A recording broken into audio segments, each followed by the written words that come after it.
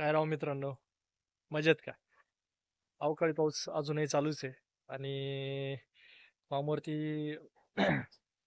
लसीकरण व्हायला पाहिजे.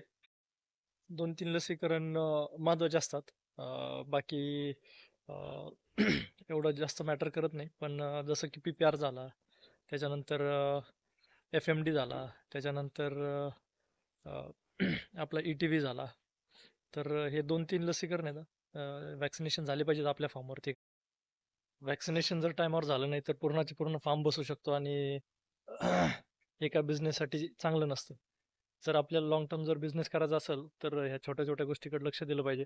2-3 व्हॅक्सिन असतात. 2-3च व्हॅक्सिनेशन असतात. ते करून घ्यायला काही अवघड नाही आणि ते पण असं वर्षातनं 2-3 वेळेसच असतं. तर ते आपण करायला काय अवघड नाही एवढं आणि पी-पी-आर जसं की आपण 2 ते 3 वर्षाच्या कालावधीमध्ये एकदा करू शकतो. त्याचा जो इफेक्ट आहे तो 3 वर्षापर्यंत टिकतो. पण 2 वर्षानंतर जरी केलं तरी चांगलंच आहे. मी माझ्या फॉर्मवरती 2 वर्षानंतर करतो मोस्टली. आता आपल्या फॉर्मवरती पी-पी-आर करून 1-1.5 पावणे 2 वर्ष झालेले आहेत. पण आपण एक 3-4 पिल्लांचा एक लॉट टाकला होता एप्रिल महिन्यात. थोड्या क्वालिटीमध्ये घेतल्या होत्या. तर त्यांचं व्हॅक्सिनेशन झालेलं नव्हतं. ते 5 महिन्याच्या आसपासची पिल्लं आहेत. 5-6 महिन्याच्या आसपासची आता. तर त्यांचं व्हॅक्सिनेशन आपण करून घ्यायचं होतं. तर मग 2 वर्ष तसे होतच आले होते आपल्या पी-पी-आरला. तर ते करून घेऊन टाकलं आणि सर्वांना पी-पी-आरचा डोस दिलेला आहे. 2 महिन्याच्या खाली शक्यतो पिल्लांना पी-पी-आर द्यायचा टाळा आणि बाकीच्यांना दिलं तरी चालतंय आणि फिमेल आहे, तर जर त्यातली एखादी प्रेग्नंट वगैरे जर असेल, तर तुम्ही डॉक्टरांच्या सल्ल्याने त्याच्यावरती काम करू शकता. कारण काय केस टू केस डिफर करतं. आपण सर्वांना देऊन घेतलेलं आहे आणि त्याच्यानंतर दुसरं मेन एक व्हॅक्सिनेशन जे आहे ते म्हणजे पी-टी-व्ही.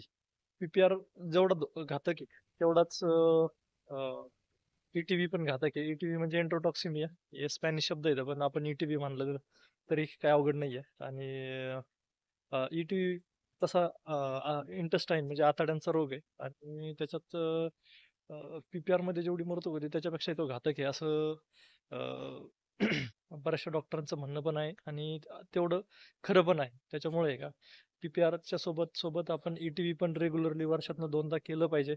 वर्षातून 2दा तर आपण हे आपण फॉर्मॅलिटी म्हणून 2दा केलंच तर चांगलंच आहे. पण पाऊस पडायच्या अगोदर कधी पण आहे ना, एकदा ई-टी-व्ही करून घेणं खूप गरजेचं आहे. कारण जो पण आजाराचा प्रॉब्लेम येतो ई-टी-व्ही रिलेटेड तो पावसाळ्यात सुरू होतो आणि पावसाच्या तोंडावरती आपण ते मे एंडिंगला किंवा जूनच्या स्टार्टिंगला जर करून घेतलं तर ते बेस्टच आहे. तर आपण पी-पी-आरचा डोस जो आहे तो अखेर आपण दिला होता आणि त्याच्यानंतर कुठलाही डोस आपण जर देत असाल तर त्याच्यामध्ये कमीत कमी 15 ते 20 दिवसाचं अंतर पाहिजे. 20 दिवसाच्या वरतीच अंतर पाहिजे थोडं. तर आपण 13 मेला दिलेला आहे पी-पी-आरचा आणि ई-टी-व्हीचा जो आपला प्लॅन आहे तो 5 जूनला आपण देणार आहेत. तर हे असं प्लॅनिंग आपण ऑलरेडी केलेलं आहे. कारण डिवॉर्मिंग करून आपण 1 मेच्या आसपास डिवॉर्मिंग केलं होतं. तर डिवॉर्मिंग झाल्यानंतर एक 12-13 दिवस गेले आणि त्या 12-13 दिवसाच्या नंतर आपण म्हणजे 1 मेला बूस्टर डोस दिला होता. एप्रिलमध्येच मी 15 एप्रिलच्या आसपास मी अ, आपण डिवॉर्मिंग करून घेतलं होतं. त्याच्यानंतर बूस्टर डोस दिला 1 मेला. त्याच्यानंतर 13 मेला पी-पी-आर दिला आणि आता 5 जूनच्या आसपास आपण ई-टी-व्ही देणार. ई-टी-व्ही आणि त्याच्यात टिटॅनसचं पण इंजेक्शन कव्हर होऊन जातं. तर धनुर्वाताचं. तर ते दोन्ही कव्हर झाल्यानंतर काही अडचण येत नाही फार्मवरती आपल्याला. तर हे छोटे-छोटे गोष्टी आहेत लक्षात राहू द्या आणि व्हॅक्सिनेशन करून घ्या. इंग्लिशमध्ये एक म्हण आहे ना, की precaution is better than cure. म्हणजे की बाबा कुठली गोष्ट रोग वगैरे व्हायच्या अगोदरच आपण काळजी घेतलेली बरी. कारण रोग झाल्याच्या नंतर किंवा आजार पसरल्याच्या नंतर आपण त्याच्यावर काय उपाय किती केले तरी आपली जेवढी मेहनत आणि जेवढा टाइम आणि जेवढा पैसा जातो तो आपण अगोदरच काळजी घेतली तर त्या तुलनेत फारच जास्त असतो. तर हे लक्षात राहू द्या आणि आपल्या फार्मवर पण काळजी घेत चला पावसाच्या पिरियडमध्ये व्हॅक्सिनेशनची. तर भेटूयात पुढच्या व्हिडिओमध्ये. तोपर्यंत तुम्हाला हा व्हिडिओ कसा वाटला ते नक्की कमेंट करून सांगा. चॅनलला सबस्क्राईब करा, व्हिडिओला लाईक करा, शेअर करत चला आणि एक महत्त्वाचं म्हणजे मी इथं वरती राईट साईडला QR कोड लावलेला आहे. तर तो QR कोड आपल्या फार्मचं लोकेशन आहे.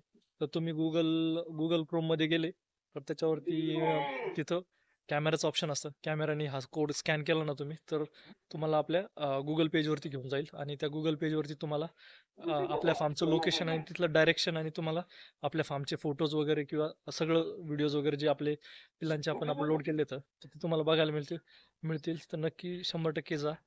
QR कोड स्कॅन करा, व्हिजिट करा, चेक करा, बघा आणि कमेंट करून सांगा. तोपर्यंत सबस्क्राईब करत चला. भेटूयात पुढच्या व्हिडिओमध्ये. तोपर्यंत धन्यवाद. जय हिंद, जय महाराष्ट्र.